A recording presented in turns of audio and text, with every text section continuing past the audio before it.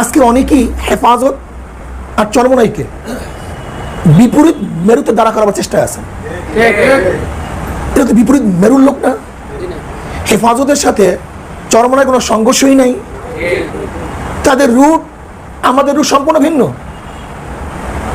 ইসলামী আন্দোলন বাংলাদেশ রাজনৈতিক সংগঠন, হেফাজত ইসলাম অরাজনৈতিক সংগঠন, রুটই ভিন্ন, টাসেল হবে কিভাবে? আপনি সংঘর্ষে দাঁড়া করেন কেন? তারা কি আমার প্রতিপক্ষ? হ্যাঁ, আমার প্রতিপক্ষ ওই ব্যক্তি যে আল্লাহর জমিনে আল্লাহর হুকুমত কায়েম করতে বাধা দেয়, সেই আমার প্রতিপক্ষ। আর যে আল্লাহর জমিনে আল্লাহর হুকুমত কায়েম করতে বাধা দেয় না, বরং একই কাজ করে, সে আমার প্রতিপক্ষ হয় কিভাবে? আর দ্বিতীয় কথা হলো, হেফাজত অরাজনৈতিক সংগঠন, ইসলামী আন্দোলন বাংলাদেশের রাজনৈতিক সংগঠন, তাদের কোনো মার্কা নাই। ইসলামী আন্দোলনের মার্কা আছে, কিন্তু আপনার সাথে টাসেল হবে কিভাবে?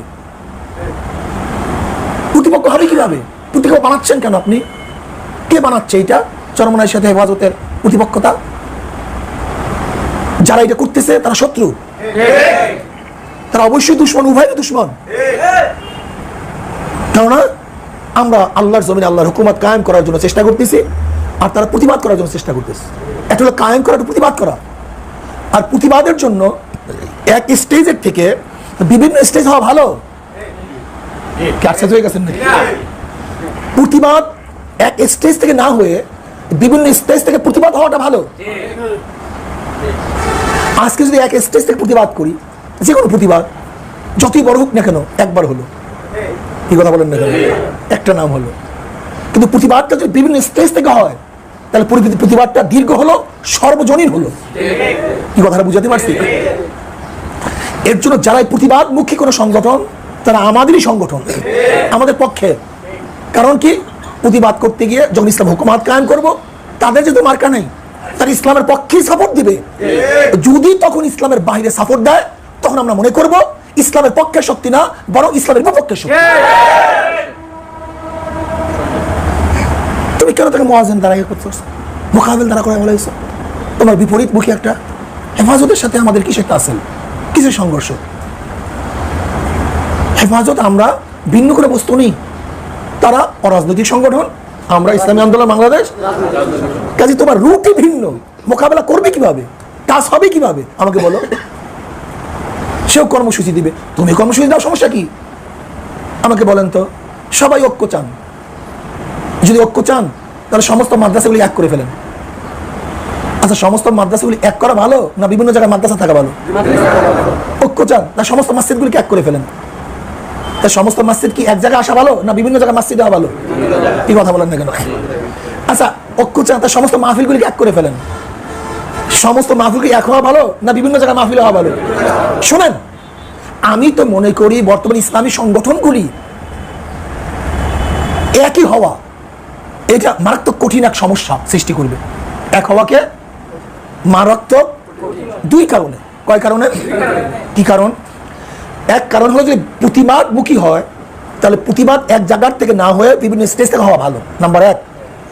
নাম্বার দুই, যদি একটাই সংগঠন হয়, তাহলে গোটা দুনিয়া ইসলামের দুশ্মনরা একে কন্ট্রোল করার চেষ্টা করবে, এদেরকে কেনার চেষ্টা করবে, নেতাদের কেনার চেষ্টা করবে, কন্ট্রোল করার চেষ্টা করবে।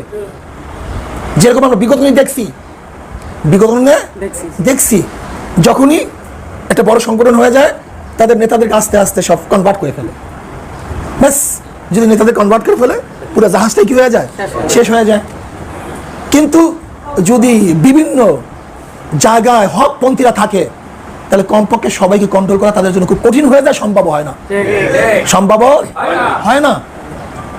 এর জন্য আপনারা ভাবতেছেন সব এক হয়ে যাক, কিন্তু আমি দেখছি সমস্ত মাদ্রাসা একের চেয়ে বিভিন্ন জায়গায় মাদ্রাসা হওয়া ভালো, একই জায়গায় মসজিদ হওয়ার থেকে বিভিন্ন জায়গায় মসজিদ হওয়া ভালো, একই জায়গায় সমস্ত মাহফিল না হয়ে বিভিন্ন জায়গায় মাহফিল হওয়া ভালো, একই জায়গায় শুধু প্রতিবাদ না হয়ে বিভিন্ন জায়গায় প্রতিবাদ হওয়া ভালো।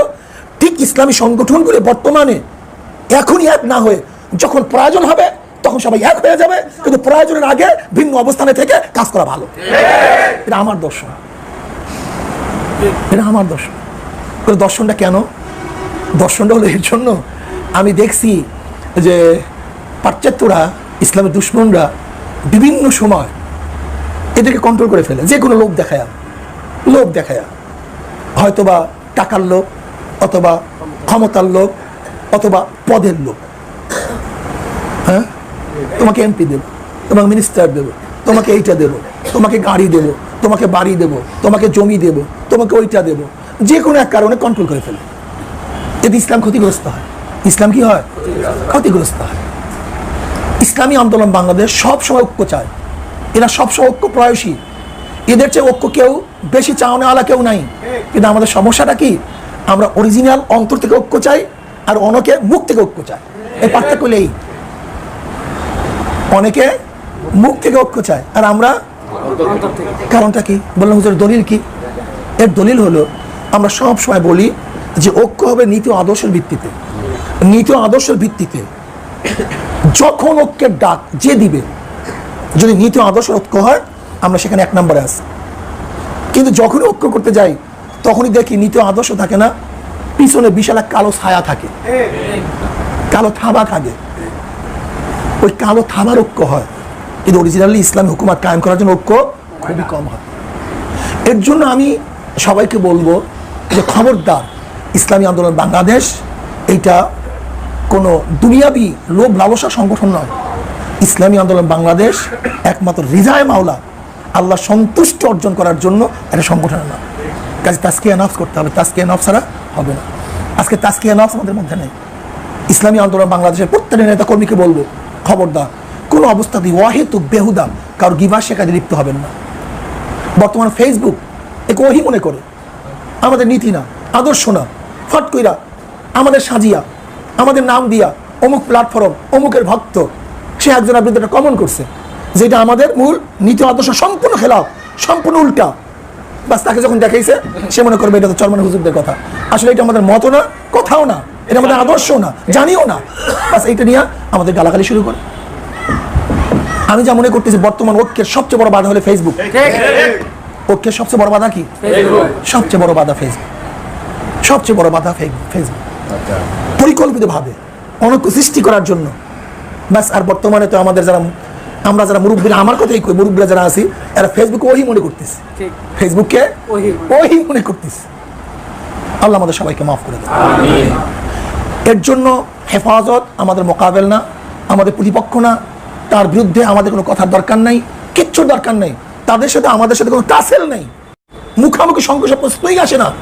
তারা নন পলিটিক্যাল, ইসলামী আন্দোলন বাংলাদেশ পলিটিক্যাল। সংঘর্ষ হবে কিভাবে? হর যুক্তি কি? তারাও যদি অন্যের মোকাবেলা করতে চায়, আমরাও তো অন্যের মোকাবেলা করতে চাই। তারা যদি অনইসলামিক কাজ ফিরাতে চায়, আমরাও তো অনইসলামিক কাজ ফিরাতে চাই। তা টাসেল হবে কেন?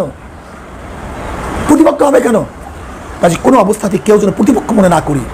যদি আমাদের উভয়ের মধ্যে কেউ কাউকে প্রতিপক্ষ মনে করি, আমি মনে করবো এরাই হলো আসলে মাঝখানে ফিতনা ছড়াতে চায়, এরা ফিতনা ছড়াতে চায়। অনেক কথা বলতে চাই, বলাও কঠিন, বলাও কঠিন। স্বার্থান্বেষী মহল সব সময় স্বার্থের জন্য কোনো কাফেলাকে তারা শক্তিশালী করে। যখনই স্বার্থ ফুরিয়ে যায়, সেখান থেকে ভাগে। সুসংগঠিত কাফেলার দামই ভিন্ন, সুসংগঠিত কাফেলার দামই ভিন্ন। যাই হোক, আমরা একদল সুসংগঠিত কাফেলা তৈরি করতে চাই। সুসংগঠিত, সংখ্যায় কম হোক, মানে ভালো হোক, সংখ্যায় কিন্তু মানে। আর আমাদের উদ্দেশ্য রেজায়ে মাওলা, দুনিয়াতে কি হইলাম না হইলাম দেখার তো বিষয় না। আমাদের উদ্দেশ্য রেজায়ে মাওলা, মাওলার কাছে মুক্তি পাওয়া, জাহান্নামের আযাব থেকে নাজাত পাওয়া, এইটা মূল উদ্দেশ্য। যদি এইটা মূল উদ্দেশ্য হয়ে থাকে, তাহলে যারাই এই উদ্দেশ্য পালন করবে, সে আমার বন্ধু, সে আমার কি, সে যে হোক না কেন, যে কাফেলার হোক না কেন, যে দলের হোক না কেন, যে সংগঠন হোক না কেন, যারা রেজায়ে মাওলার জন্য কাজ করবে, সে আমার বন্ধু। হুব্বু ফিল্লাহ বুগযু ফিল্লাহ, হুব্বু ফিল্লাহ, হুব্বু ফিল্লাহ বুগযু ফিল্লাহ। আমি ভালোবাসি আল্লাহর জন্য, আমি মন্দ বলি আল্লাহর জন্য। আমার একমাত্র উদ্দেশ্য আল্লাহ, রেজায়ে মাওলা। কি হয়েছে? হ্যাঁ, হুব্বু ফিল্লাহ বুগযু ফিল্লাহ, আমার উদ্দেশ্য একমাত্র কি ভাই? আল্লাহ সন্তুষ্টি, রেজা আমার। কাজে এই কাজ যে করবে সে আমার বন্ধু, যেখান থেকে হোক না কেন সে আমার বন্ধু, সে আমার কি বন্ধু।